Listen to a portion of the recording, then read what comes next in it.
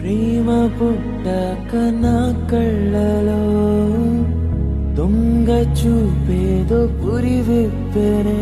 కొంచెం నటనున్నది, కొంచెం నిజమున్నది. ఈ సయ్యాట బాగున్నది.